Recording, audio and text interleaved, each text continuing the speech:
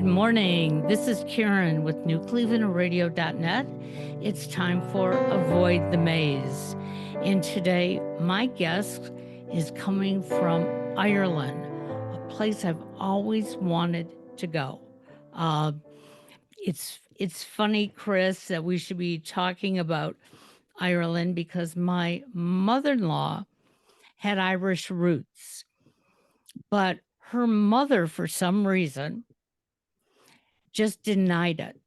And yet my mother-in-law's favorite color was green, and her favorite holiday was St. Patrick's Day. So Very good. I do believe Maybe her relations had to get out of Ireland. maybe, I don't know.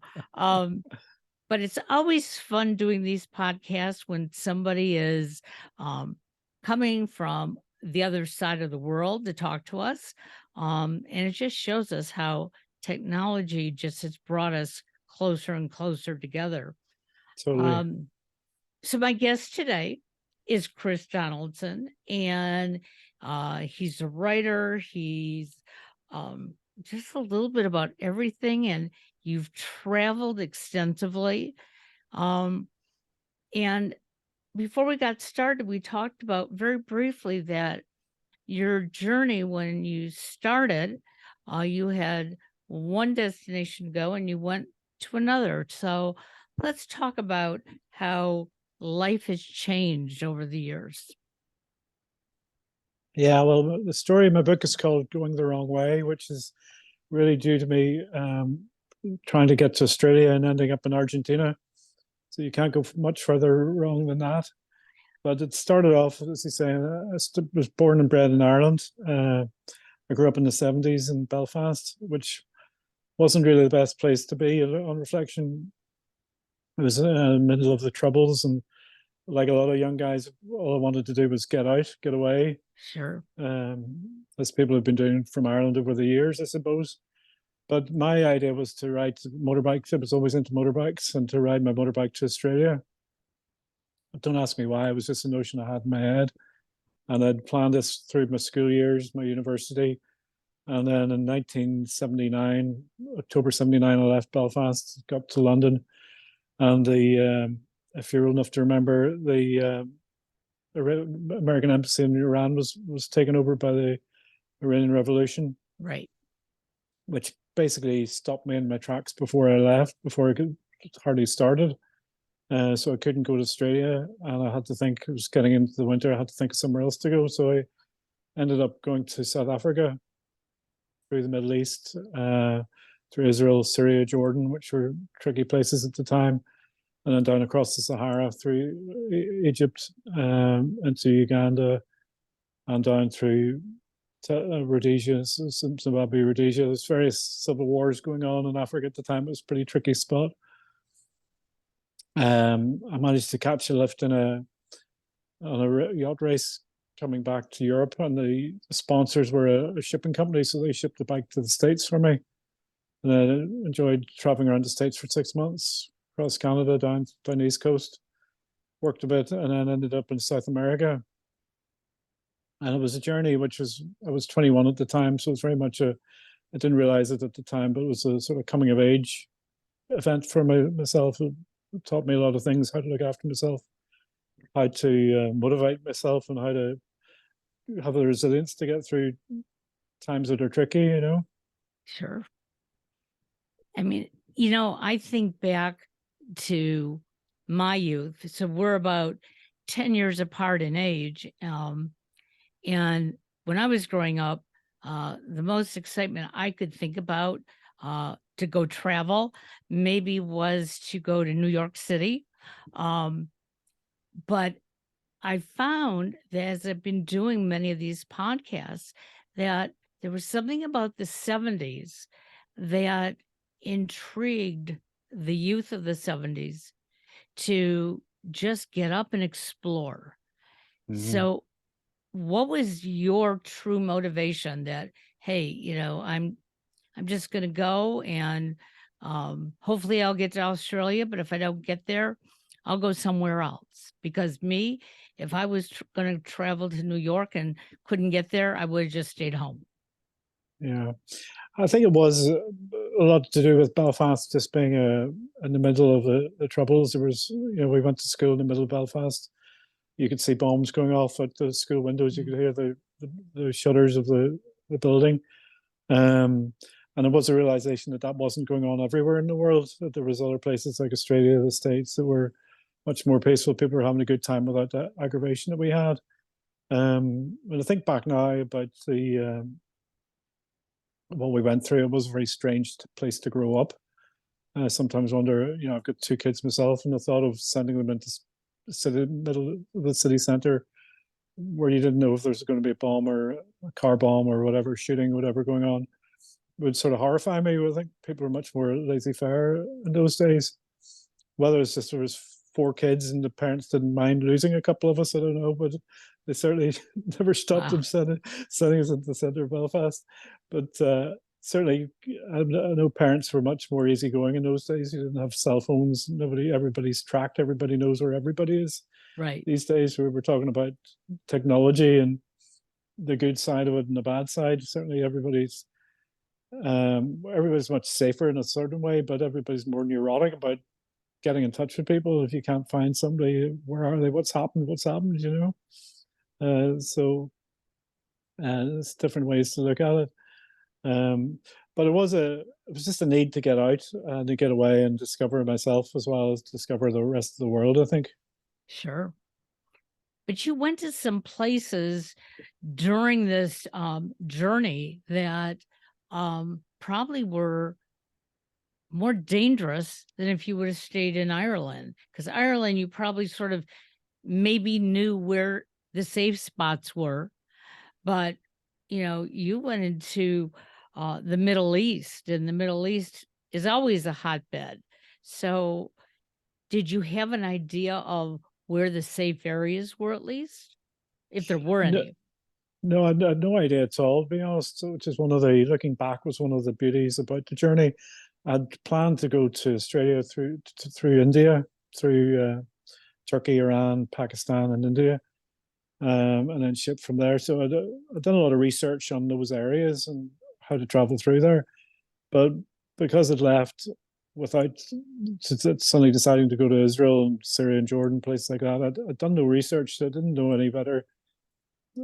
Just apart from what you'd heard in the news, and being 21, you're not really that interested in the news in those days.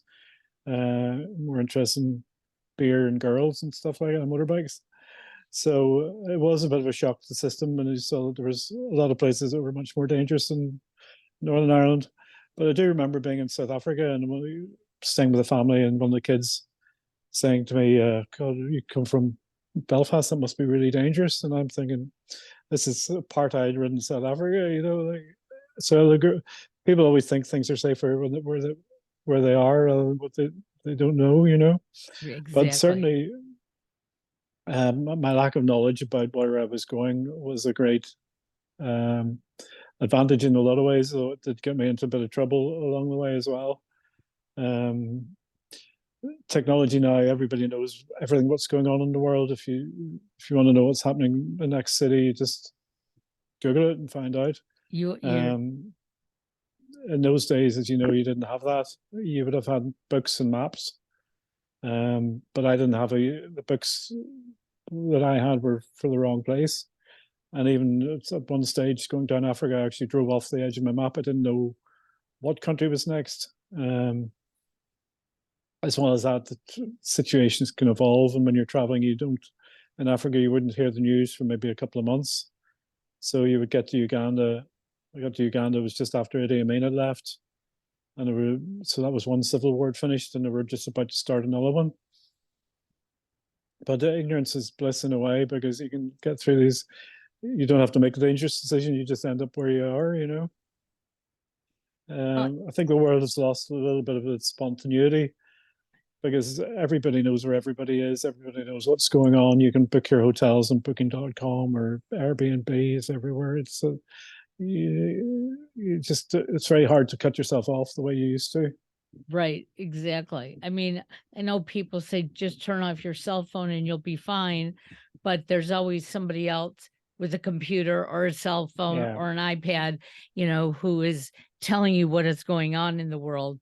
Um, I find it sometimes interesting when I'm recording all day long. I don't hear the news. I don't know what's going on. And then at the end of the day, my husband comes home and he'll say, "Hey, did you know there was a huge earthquake in Turkey?" And it's like, Mhm. "No, didn't know that." And he said, "Did you know there was an earthquake in Pennsylvania?" And right next door. Now, it was nothing like the one in Turkey, obviously, but Yeah. because I don't have that connection while I'm working, um, I don't know what's going on. And then he comes home and just tells me everything that he's heard on the radio, seen on his phone. Um, and it's like, wow, it is a small world. We know Yeah. everything and we know it right away.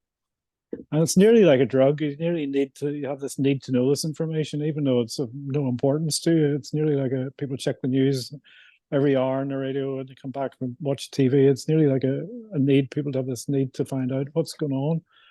Whereas really it's not going to impact your life at all, as you say. It's some place you never heard of. But there's this, it's with like social media, people have this need to, they have nearly a physical reaction if they don't have their phone with them. Right. Exactly. So it took you almost 42 years to get back to finally get to Australia. So I don't think you spent all that time in Argentina, correct? No. No, I'm a very, very slow writer. No, I just got married, ran a number of businesses, retail, property, fitness, mobile apps. I've had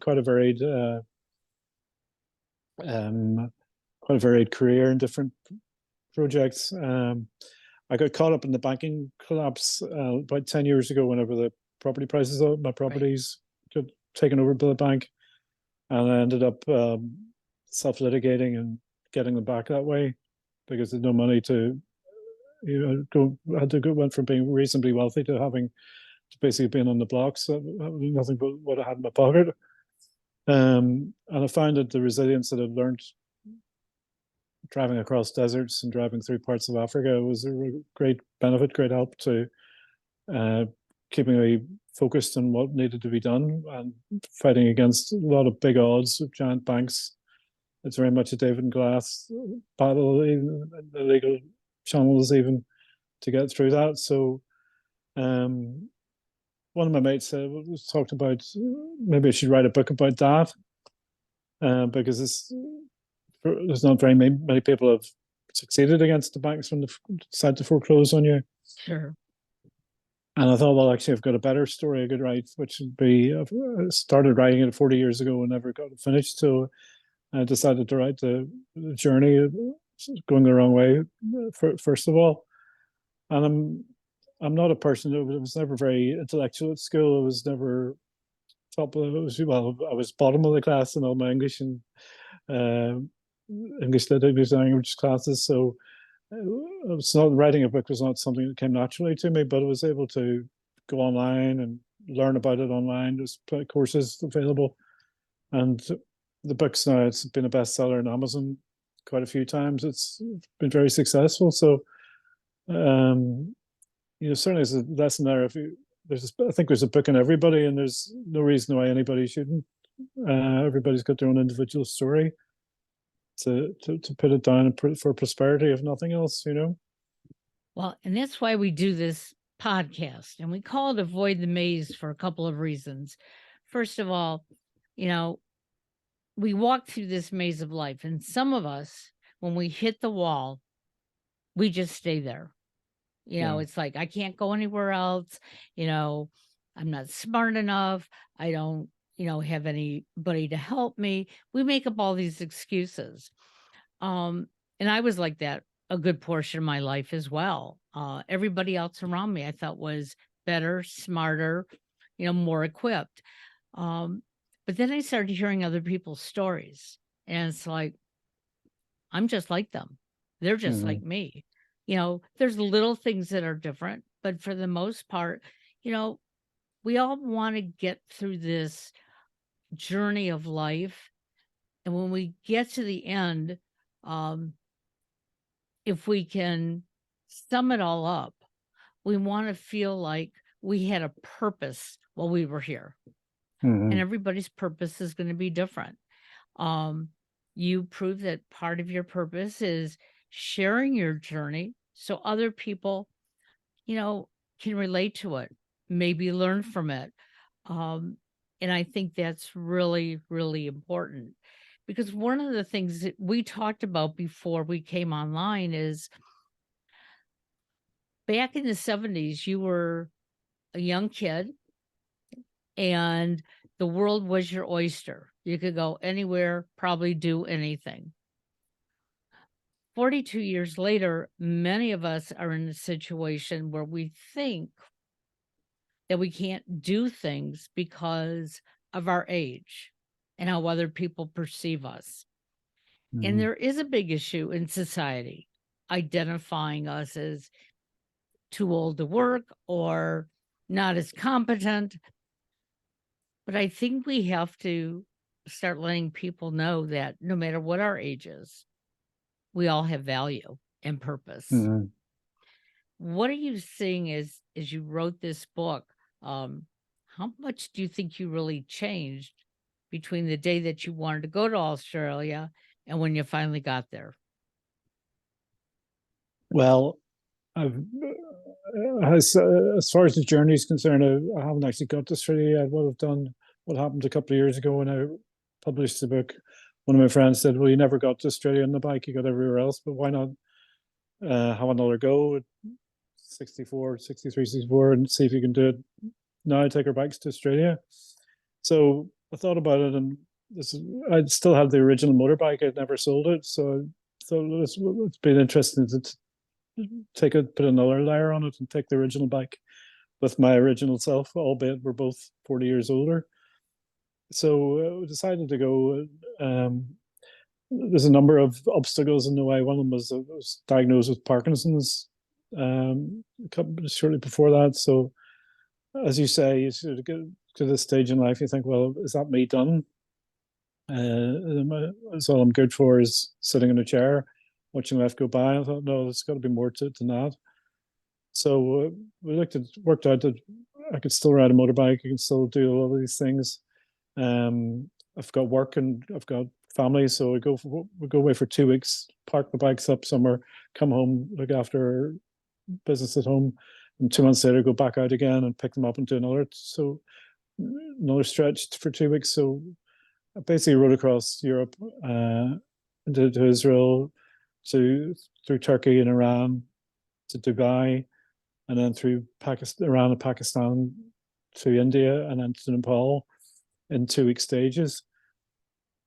So there's anytime there's an obstacle really that's you think stop you riding around the world or whatever it is, or going down to shops or whatever it is, there's always a way around it. You can always think of a way to get through it if you're determined enough that that's what you want to do. Um, Liam, unfortunately, the guy put me up to making the journey. He got to Athens and decided he didn't want to do it anymore, so he came home, which was one of my first obstacles because after thinking, yes, I'll do it because there's two of us, we've got a bit of a backup. Just as we got started, he cleared off and left me on my own. So, but it worked out well enough anyway. I was happy enough. I've traveled on my own. There's a lot of advantages of traveling on your own rather than traveling with other people. So it worked out okay in the end. But it's been an interesting comparison between the first journey was a coming of age journey for me, I suppose, as 21, as you say, the world's your oyster, to at 64, it's nearly the closing of the doors, as you say, in a lot of ways, if you want to let it happen like that.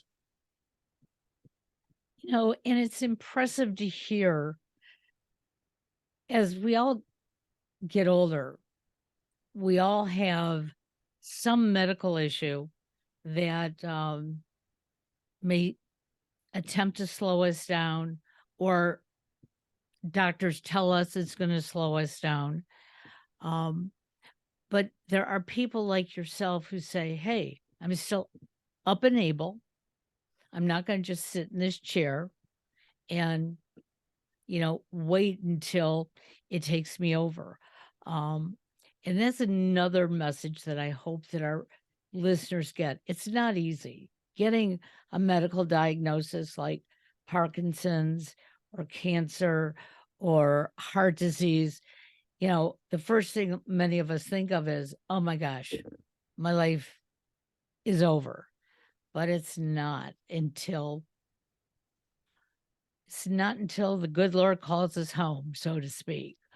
Um, did you have any fears taking this trek, knowing that you had been diagnosed, knowing that you're going to be riding your bike through all these different countries and some with um, issues where they may not like somebody from Ireland?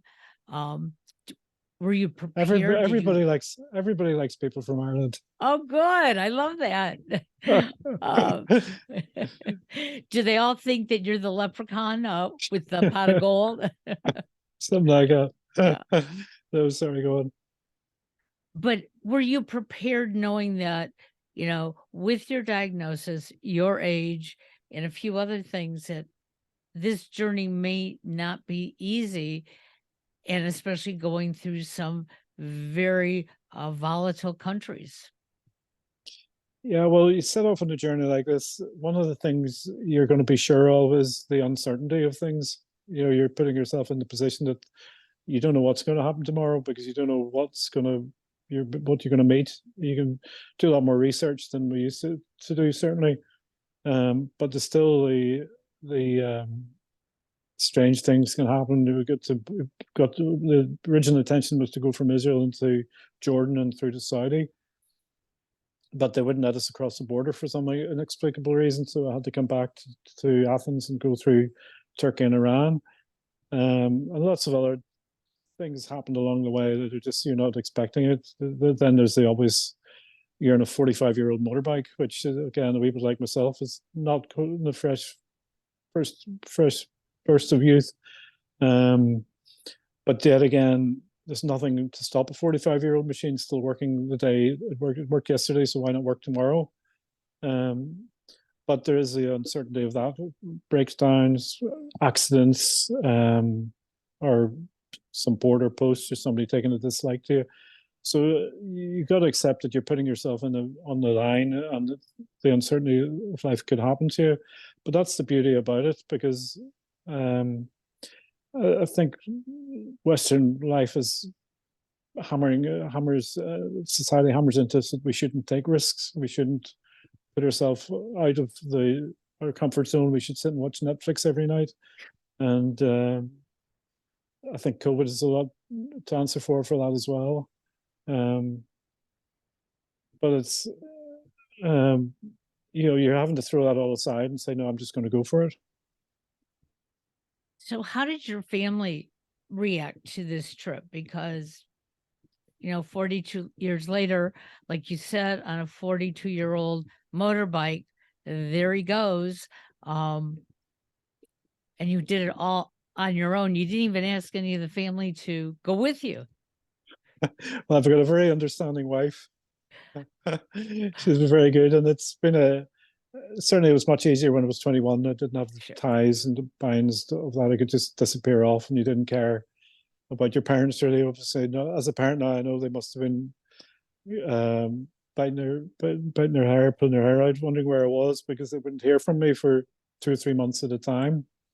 Whereas now with modern technology, as you say, I can phone home every night from wherever I was practically.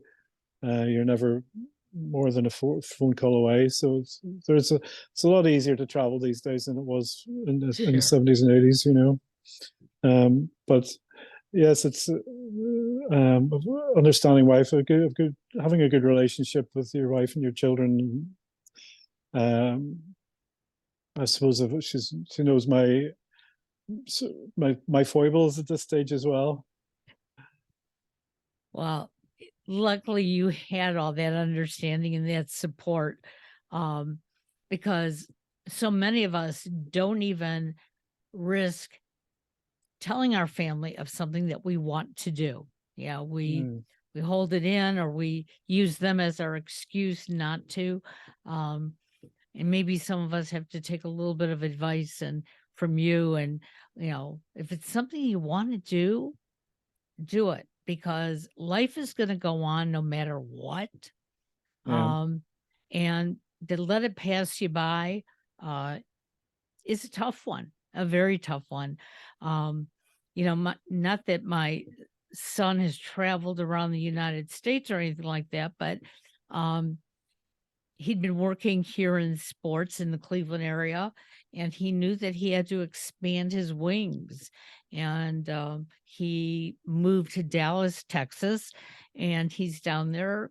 And to me, that's like the other side of the world. Yeah. Although I got my trusty cell phone, I have my Zoom, um, and so I can connect with him. But as far as seeing him and, being in his company, we're using technology. And Yeah. I had to say, hey, this is your life. You need to do what you need to do. Um, and the same way I quit corporate America about 12 years ago. And I said, it's always been my dream to be an interviewer and podcaster. So guess what I'm going to do?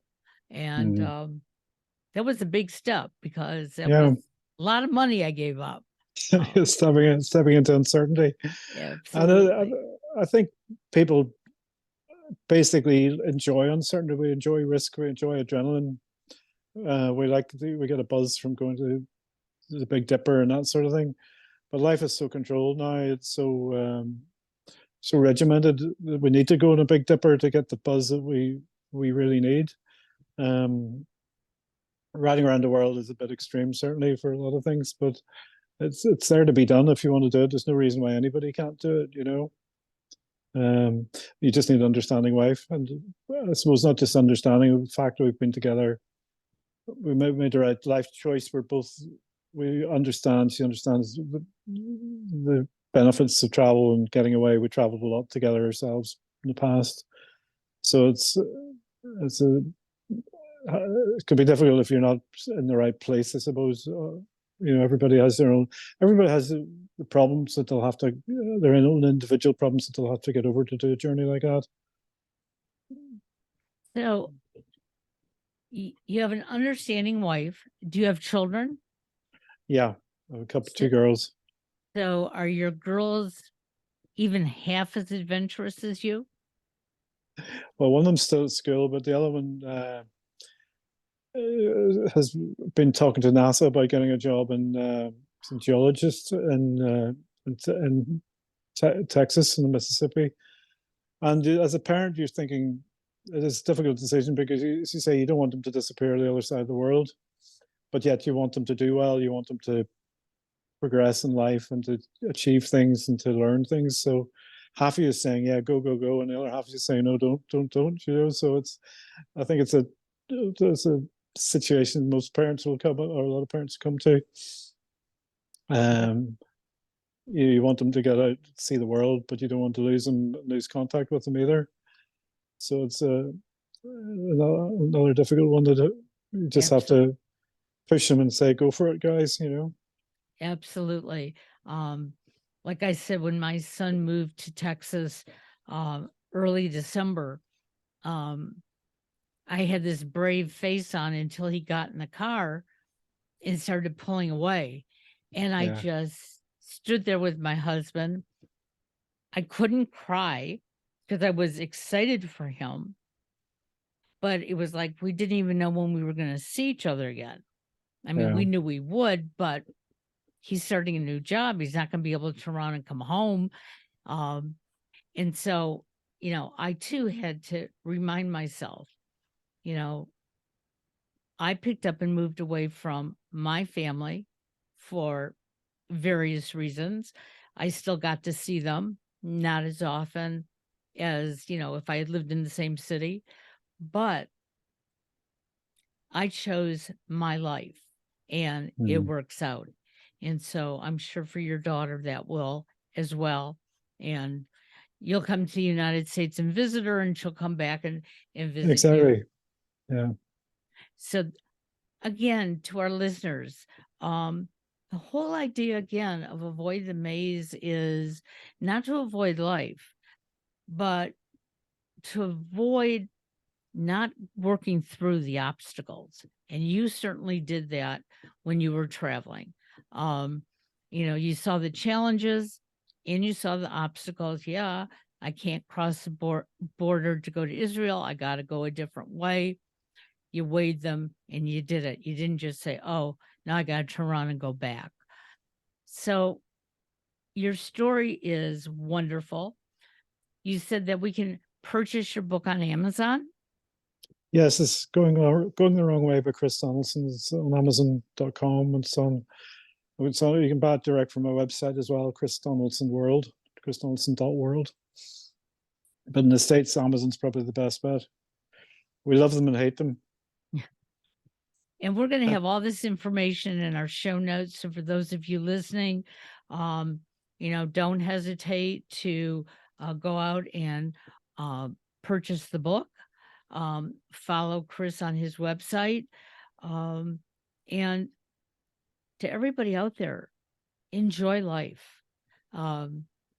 It's up to each of us. Nobody can do it for us. And it took me a long time to realize that. I kept waiting for everybody else to make me happy. And the day I quit corporate America and started doing what I wanted to do, I started realizing I woke up every morning with a smile on my face. And wow, what a difference that makes. Nothing else matters. Yeah. Yep. I want to wish you well, Chris. Thanks for joining us from Ireland. What's the weather like today? It's cold and we've run out of heating oil. Yeah, it's cold. So back of life goes around, good things and bad things. Well, it's cold here as well, but it's still the middle of winter for us. So spring is only, I think, 70 days away. So I'm counting the days until then. Exactly. Say hi to your family and thank you for joining us. Thanks very much, Karen. See you again. Thank you.